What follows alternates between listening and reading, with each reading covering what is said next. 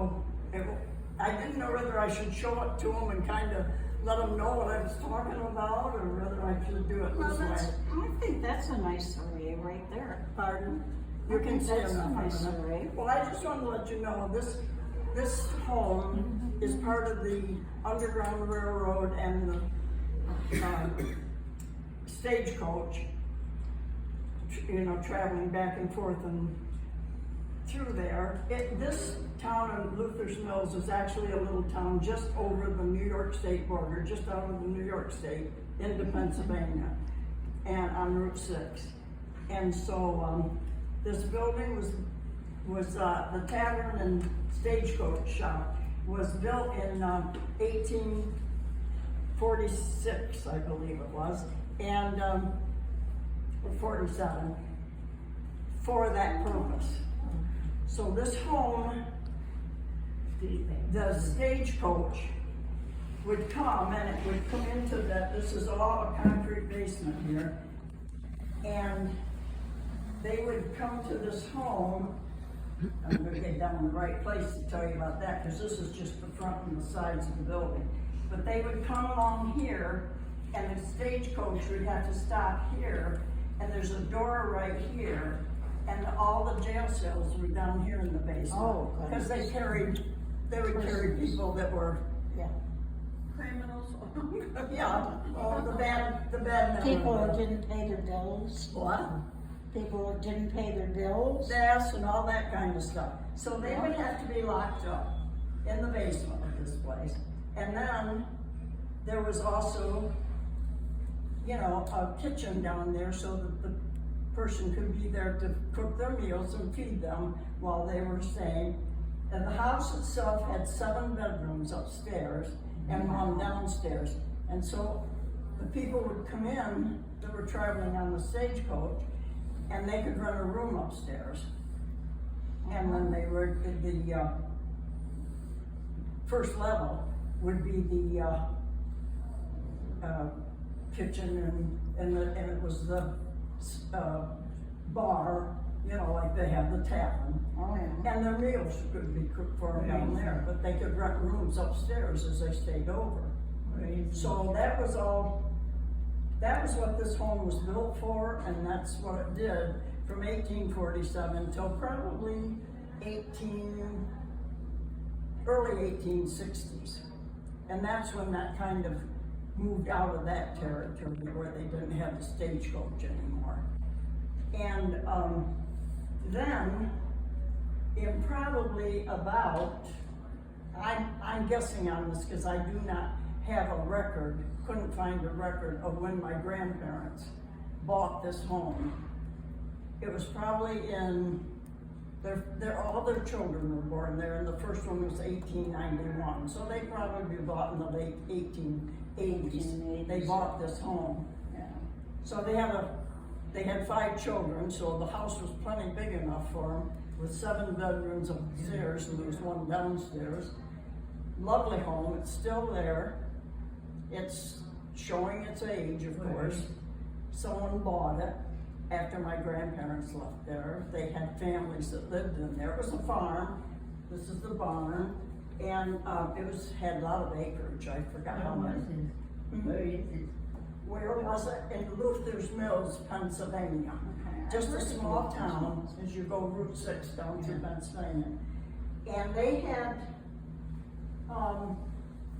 as I say, they had 5 children there, and they probably lived there from, I'm guessing, because I don't have a date on that, but their first son was born in 1891. So they probably moved in late 1880s and lived there until, I know my mother graduated, and she was 3rd in line. She had a sister and a brother younger than her. And I know she was still there when she graduated high school, and that would have been 1916.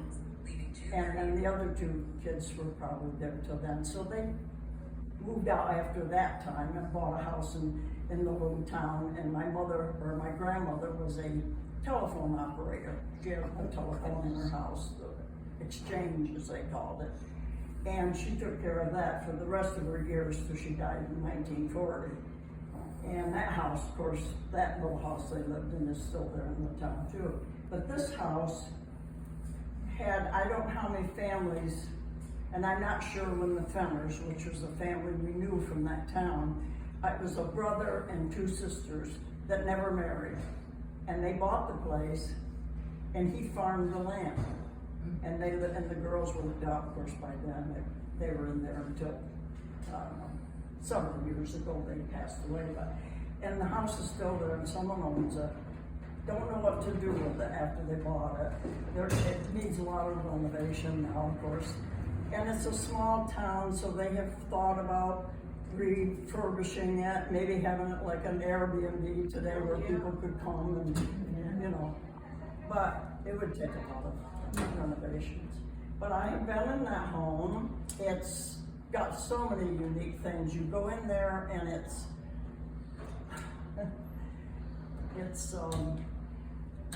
so big and vast. I mean, the rooms are big. The parlor, living room is a huge room on that end of the house. And then there's a bedroom, big dining room, kitchen, you know, all laid out. And a very nice home.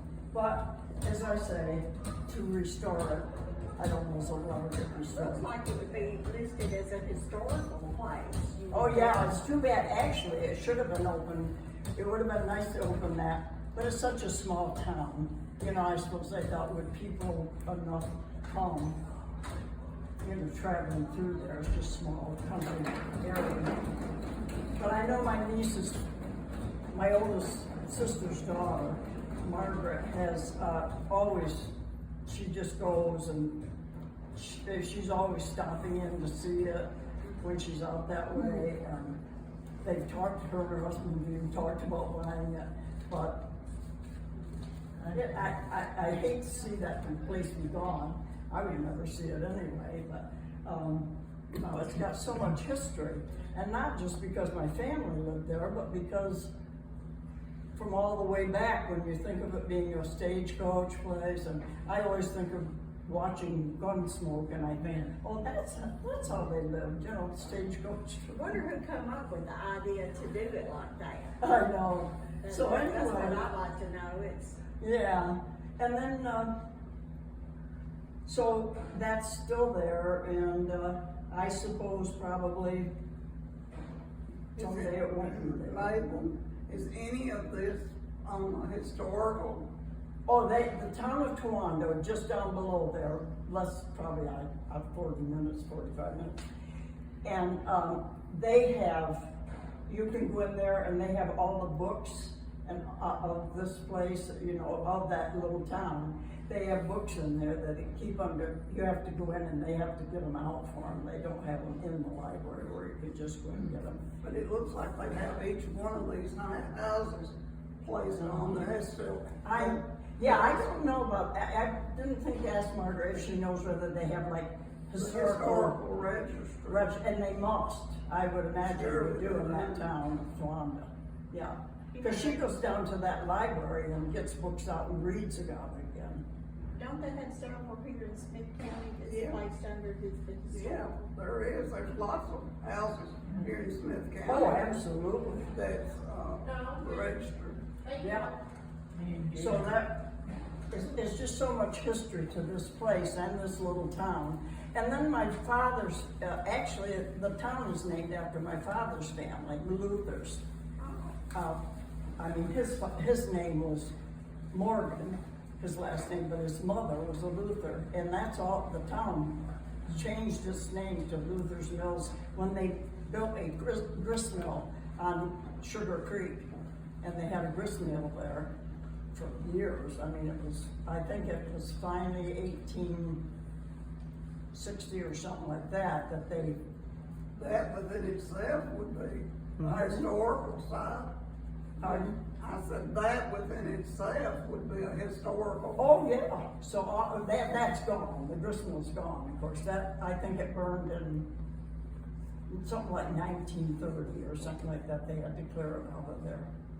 So there's a lot of history, very interesting history of this town. And being that it was my mom's home, turned into be her home. And then my father, as I say, they named the Luther's Mills because of the mill that they built there. And so they named it Luther's Mills. It had been Grove, Pennsylvania or something like that, and they changed it to Luther's Mills back in, I forgot what year it was that they changed it. So it's got lots of history. And I haven't been down there. I was talking to my niece. I said, I can't remember when I was down there the last time, Margaret. And I think we decided it was probably about 2001, her dad died. And we were able to go down. And so I was there then, but that's the last I've been in that town. And yeah, so I just thought it might be an interesting little history for you to hear about this. And anybody, you know, come and take a look at it so you can see it closer if you want to. And How long was the telephone exchange in there? oh my goodness, you know, I've thought about that too, Vicki. When my mother and dad and us moved there for a couple of years between jobs for my dad, and my mother took care of that exchange, you know. Was it already there, or did you? I'm wondering, I don't think they have telephone exchanges in homes anymore, so I don't know what year that might have been taken out of that home. Did it have the box with the plug? Oh, yeah, it was a big thing. Where you, And you somebody had to plug in all called the- and you plugged them in. I used to hope my mother did that. My mother did that again when I was finishing high school. They moved to a town and they had an exchange. They wanted her to take care of the exchange, or somebody had left. So they moved in there. My mom and dad didn't, and they were there until 51 when my father died, and then they left. But so I was home from school by then, and I helped her with the exchange. And it's very consuming. It's a 24-hour job. It's always there, and you've got to be there, or somebody has to be there to take care of it. I bet during the middle of the night, somebody buzzed and wanted. Yeah. 17 had been, right, it was interesting. It was an interesting thing to do. But I'm going to sit down, let you, if you want to look at the board, you just come ahead and look at it, look at the house, if I can answer any more questions, but I just wanted you to know a little family history. And Oh, I loved it. I was so interested when she first started talking about Thank that. you. I said, you need to tell us about that. I gotta sit down. I Well, can't it's stand that long anymore. History and now, And how many people here have seen the telephone exchange I have. where you plug them in? Oh, I've seen it yeah. on I've TV, worked but I've never seen it. I worked there in 80s. Huh? I worked for the telephone exchange in Detroit Oh, wow. in 80s. 80s and early 90s, I think it was. Yeah. At the old plug-ins. One of my girlfriends in high school, mother ran one of the exchanges in LaFayette in Macon County. Yeah. And she had just intrigued me, and she'd go down there, I'd want to go down there and watch her mother, and she didn't want any part of it. But it was interesting.